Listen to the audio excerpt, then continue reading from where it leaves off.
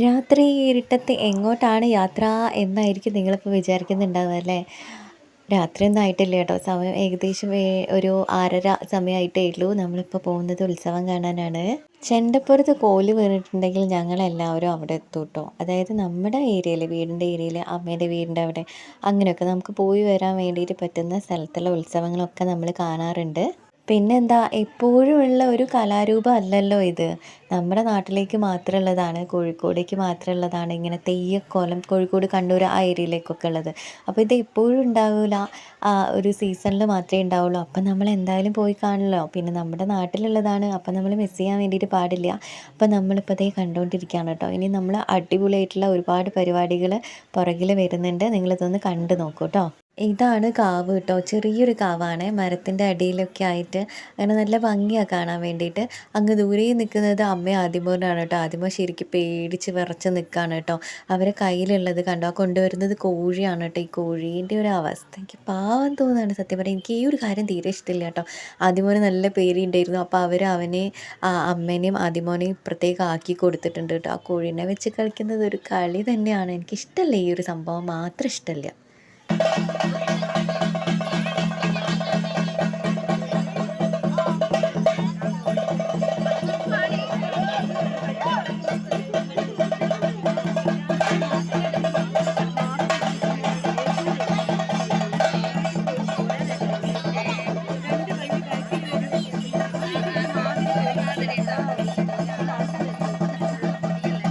ആ കോഴീന്റെ ഒരു അവസ്ഥ.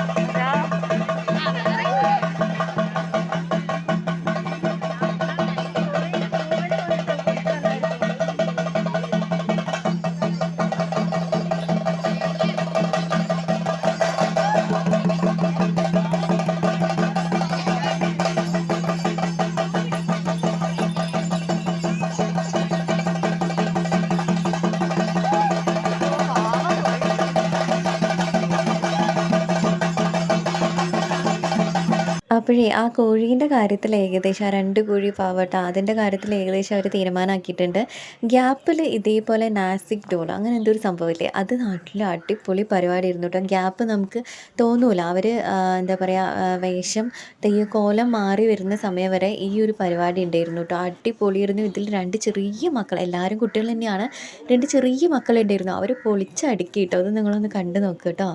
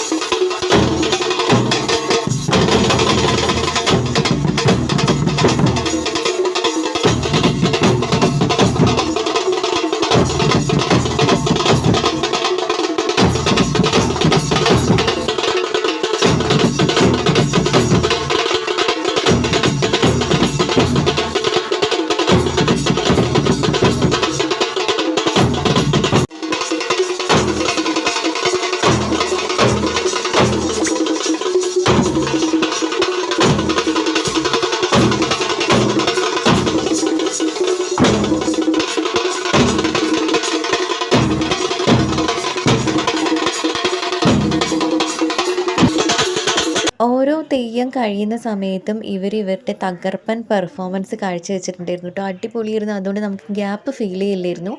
അതിനുശേഷം അടുത്തതായിട്ടുള്ളത് ഭഗവതിത്തറയാണെന്നാണ് തോന്നുന്നത്. 2 എണ്ണം ഉണ്ടായിരുന്നു കേട്ടോ. 2 തെയ്യക്കോലങ്ങൾ വെച്ചിട്ടായിരുന്നു. അതൊന്ന് കണ്ടു നോക്കൂ കേട്ടോ. അടിപൊളിയായിരുന്നു. എനിക്ക് നന്നായിട്ട് തന്നെ എടുക്കാൻ വേണ്ടിയിട്ട് പറ്റി. നല്ല ആളുകളുണ്ടായിരുന്നു കേട്ടോ ഉത്സവത്തിന്. ഒന്നാമത് നമ്മുടെ നാട്ടിലുള്ള ആളുകളാണ്. പിന്നെ അവിടുത്തെ പ്രത്യേകമായിട്ടുള്ള വേറെ കുറേ കാര്യങ്ങളുണ്ട്. എന്തൊക്കെയോ കുറേ കളികളും കാര്യങ്ങളൊക്കെ ഉണ്ട് കേട്ടോ. അത് കാണാൻ വേണ്ടിയിട്ടും അത് ചെയ്യാൻ വേണ്ടിയിട്ടൊക്കെ ഒരുപാട് ആളുകളൊക്കെ വരും. അത് വേറെ കാര്യം. ഇതാണ് ഭഗവതിത്തറ. നിങ്ങളൊന്ന് കണ്ടു നോക്കൂ കേട്ടോ. എനിക്ക് നന്നായിട്ട് തന്നെ എടുക്കാൻ വേണ്ടിയിട്ട് പറ്റി. അത് തന്നെ വലിയ സന്തോഷം.